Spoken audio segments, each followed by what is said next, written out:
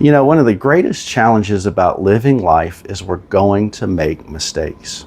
I know in my life I've at times lived for myself selfishly and done things I wish I hadn't, things I wish I could have gone back in time and fixed. But the reality is we can't.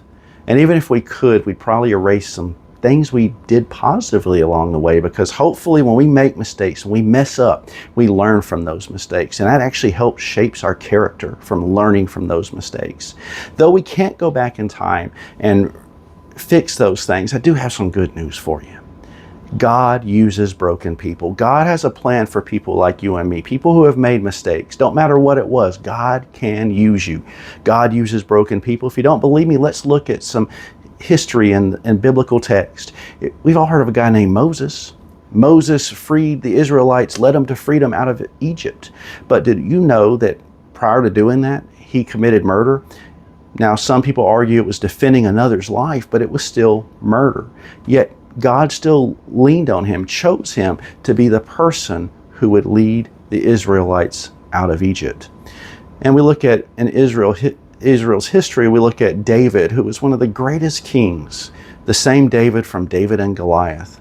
And though David was a great king, he was still a human being and made mistakes. And one day when he was somewhere he shouldn't have been, his eyes caught a young lady. And he ended up committing adultery, but not just adultery, but he sent the young woman's husband to the front lines to basically die. Yet he did repent, he did learn from his mistakes, he did change, and God continued to choose him to be the leader of Israel. And not only that, but to be part of the lineage of Jesus Christ. And then a little bit later, we look at the New Testament. There was this guy named Saul who was a persecutor of Christians. His persecution had led to countless Christians being killed, murdered. Yet one chance encounter on the road to Damascus changed everything, and Saul became Paul. And Paul became one of the greatest promoters of the Christian faith, going from a persecutor to a promoter, and helped grow the Christian church to where it is today.